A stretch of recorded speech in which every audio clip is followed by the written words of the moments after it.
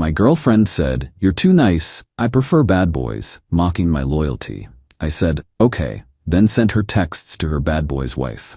She quickly learned how bad it could really get. I, 27 male, just ended things with my girlfriend Natalie, 25F, in the most satisfying way possible. We'd been together for 2 years, living together for the last 8 months. I thought things were solid. Paid half the rent on a nice apartment, split groceries, the whole domestic thing. Last Thursday, I came home early from work with food poisoning. Wasn't texting because I was focused on not puking in my car. When I walked in, Natalie was on the couch FaceTiming someone. She didn't hear me come in. "He bought me flowers again yesterday. It's so predictable." Male voice from her phone. "Sounds rough, baby. When I buy flowers, it's after I've done something wrong." Laughter. Right? Like, where's the excitement? Where's the passion? He's just so nice all the time, it's boring. Good thing you got me then. Tuesday was incredible. When can I see you again? Wife's got book club Friday night. Come over around 8. Wife. I backed out quietly, went to my car and sat there processing. Natalie was cheating with a married man while mocking me for being loyal, nice. Drove around for an hour, came back, acted normal. She asked about my day, kissed me hello. I kept it together. Mentioned I felt sick, went to bed early. Friday morning while she showered, I did something I'd never done before. Looked through her phone. I know, but wife kept echoing in my head. Found him immediately. Dexter Monroe, 32, married, 2 kids according to his socials. Works at some investment firm. Texts between them going back 3 months. Started professional. He was a client at the PR firm where she works. Then flirty. Then explicit. Some highlights. Him. My wife thinks I'm at the gym. Let her. Good thing I'm your workout. You make me feel alive again. That's what bad boys do, not like my boyfriend lol. Still can't believe you're with that square. Not for much longer, just need to figure out the apartment situation. The apartment I was paying half of. Cool. Scrolled more, found the smoking gun, a text from last week. Her babe, I'm late. Late for what? My period, stupid. Oh shh. What do we do? Relax. I'll handle it. Might be good leverage though. Leverage. She was going to baby trap this married man. I screenshot everything. Emailed it all to myself, put her phone back, went to work like normal. She texted her usual, "Have a good day, babe." I replied with my usual, "You too." Meanwhile, I was building my plan. First step, find the wife. Dexter's social media was mostly locked down, but guys like him always slip up. Found a tagged photo from his company Christmas party. Dexter and Valerie Monroe at the photo booth. Valerie Monroe. Click through to her profile. Interior designer, small business owner, mom of 2 boys, 6 and 4 years old. Her latest post was about date night with hubby from 2 weeks ago. While he was texting my girlfriend about her mouth, I sat on this all day. Part of me wanted to just confront Natalie, pack my stuff, leave. But then I remembered her laughing about how nice and predictable I was. How boring my loyalty was. Okay, let's be unpredictable. That night, Natalie got dressed up, going to Sabrina's for wine night. Have fun, babe. Kiss goodbye. Door closes. I waited exactly 10 minutes, then got to work. Created a throwaway email. Attached every screenshot. Wrote a simple message. Valerie, you don't know me, but I think you should see these. My girlfriend is having an affair with your husband. I just found out. The timestamps show when he said he was at the gym or working late.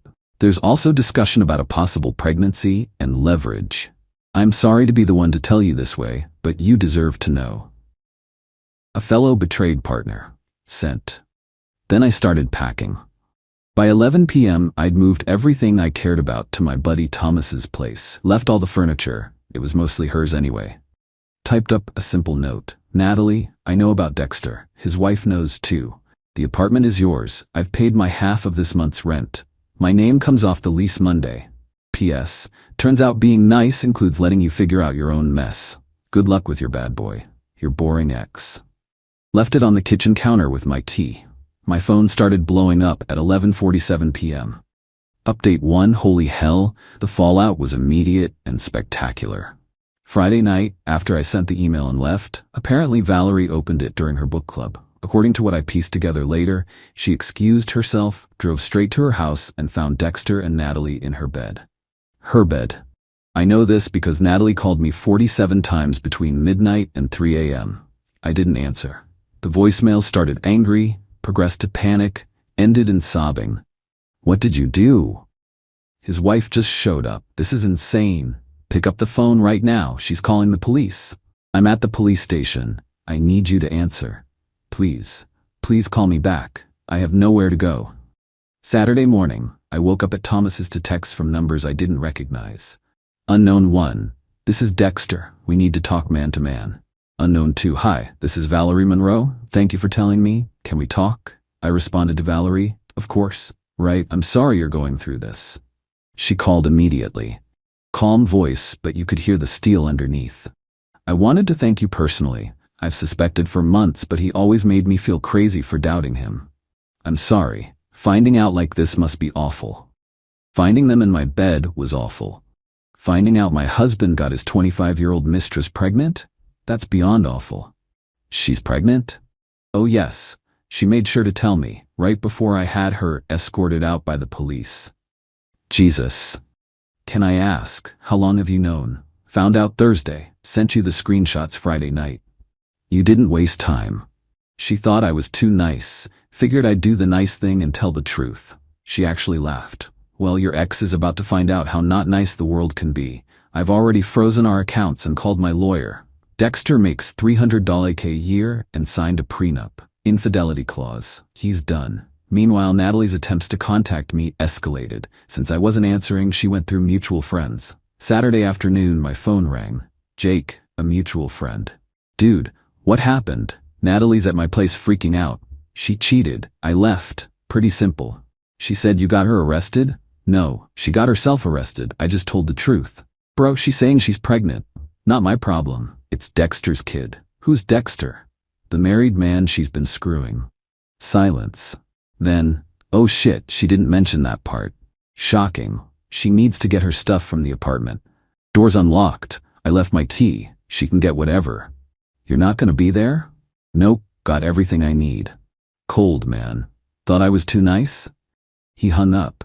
Saturday's harassment began. Since I wouldn't answer Natalie, she tried everything. Made a fake Instagram to DM me, emailed my work address, called my mother who told her to kick rocks, showed up at Thomas's apartment. That last one was fun. Thomas answered the door. Is he here? I know he's here. He's not here, Thomas lied smoothly. I'm pregnant. He can't just abandon me. Sounds like a you problem. This is all a misunderstanding. If I could just explain. Explain what? How you tripped and fell on another man's decay. She started crying. Loud, dramatic sobs. Neighbors came out. Someone threatened to call the cops. She left. Sunday brought new developments. Dexter's wife Valerie texted, my lawyer would like to speak with you about the screenshots. Would you be willing to provide a sworn statement? Absolutely. Also, thought you should know, the pregnancy appears to be a lie. She admitted under pressure that she was just late, not actually pregnant, was trying to trap him. Of course she was. Then Dexter himself showed up at Thomas's place. Different approach than Natalie. All business, bro. We need to squash this, he said when Thomas answered. I came to the door. Nothing to squash. Look, I'll pay you. $50K to delete everything and tell my wife you made it up. Your wife already has everything, also saw them in her bed, so $100K. Dude, your wife knows, it's over. You ruined my life. No, you ruined your life. I just CC'd your wife on the memo. He stepped forward aggressive like. Thomas, who boxes for fun, stepped between us. Time to go, homie. Dexter left, but not before. You have no idea who you're messing with. A middle manager having a midlife crisis? I'm terrified. Monday morning came with consequences for everyone. I went to the leasing office first thing, removed myself from the apartment lease. The manager, Sharon, was confused. Usually both parties need to agree. Here's the thing, Sharon. My ex was using the apartment for prostitution. What? Not professionally, but she was sleeping with a married man there. His wife caught them Friday and police were involved. I can't be associated with that. It wasn't technically prostitution, but the threat of police reports and drama was enough. Sharon agreed to expedite my removal. Meanwhile, Natalie was learning about real consequences. Her job at the PR firm? Gone. Turns out sleeping with clients is frowned upon. Especially married ones. Especially when their wives are also clients. Valerie's interior design business used the same firm. She texted from a new number. I got fired because of you. You got fired because you slept with a client. You didn't have to tell anyone. I didn't. His wife probably did when she called your boss. I'm going to be evicted. I can't afford the apartment alone. Should have thought of that before needing a bad boy. I hate you. K. But the best part came Tuesday afternoon. Valerie called again. Wanted to update you. My husband is being served divorce papers today. Also, your ex is being sued. Sued? Alienation of affection. It's still recognized in our state. My lawyer says the texts where she discusses leverage and admits to knowing he was married make it a slam dunk. Wow. She's looking at significant damages, especially since she discussed intentionally getting pregnant to extort him. Holy shit. Play stupid games. Win stupid prizes. We actually laughed. Final update. The complete destruction of Natalie's life has been something to witness. First, the lawsuit. Valerie wasn't playing. Alienation of affection suit filed for $500K. Natalie hired some bargain lawyer who told her to settle. She doesn't have $500K. She doesn't have $5. Her parents got involved. Called me begging to make this go away. Her dad actually said, "You destroyed our daughter's future," over hurt feelings. She destroyed her own future. I just told the truth. What kind of man does this? The kind who's tired of being called too nice. They hung up on me. The apartment situation resolved itself. Natalie couldn't afford it alone, tried to find a roommate, but word had gotten around. Nobody wanted to live with the woman who brought cops to the building at midnight. She broke the lease, lost her deposit, and moved back with her parents. Dexter's life imploded even harder. Valerie took him for everything. House, cars, savings. Kids live with her. He pays massive child support and alimony. Best part? His company fired him for reputation damage. Apparently having your mistress sued by your wife is bad for business. He texted me one more time. I hope you're happy. Ecstatic, actually. Last I heard, he's living in a studio apartment driving Uber. But Natalie wasn't done being entitled. Last week, she tried one final play. Showed up at my work with a whole sob story for reception. I need to speak with him. It's a medical emergency. Security called me. I came down but didn't let her pass the lobby. She looked rough, like really rough. Designer clothes replaced with sweats, perfect makeup gone, hair in a messy ponytail. What medical emergency? I'm pregnant. For real this time. Congrats, Dexter must be thrilled. It's yours, I laughed, actually burst out laughing. Security looked concerned. Natalie, we haven't slept together in over a month. You were too busy with your bad boy, remember, every Tuesday and Friday? We had sex 3 weeks ago. No, we didn't. I was at a conference 3 weeks ago, in another state, with receipts and witnesses. Her face crumbled. The pregnancy was real, just not mine. Please help. I need. Dexter won't answer. My parents are disgusted. I lost my job, my apartment, everything. And I'm sorry, okay? I'm sorry I said you were boring. I'm sorry I cheated. You're sorry you got caught. Please. I'm pregnant and alone and being sued. Have some compassion. I did have compassion. You thought it was boring. So you destroyed my life? I sent some texts to a wife who deserved the truth. Everything else? That was all you and Dexter making bad choices. You're a monster. No, I'm nice. Nice enough to tell the truth. Nice enough to leave quietly. Nice enough to not make your life harder than you already have. But not nice enough to save you from your own consequences. Security stepped forward. Ma'am, time to go. She left screaming about lawsuits and revenge. Security banned her from the building. That was a week ago. Yesterday I got one final update from Valerie. She settled the alienation suit for $50 plus, Natalie signing an NDA. Natalie's parents paid it to make everything go away. Valerie's donating it to a women's shelter. Poetic justice, she said. As for me, I'm good. Better than good. Started seeing someone new. A teacher named Grace, who thinks bringing flowers is sweet, not boring. She actually appreciates nice. Natalie wanted a bad boy. She got one.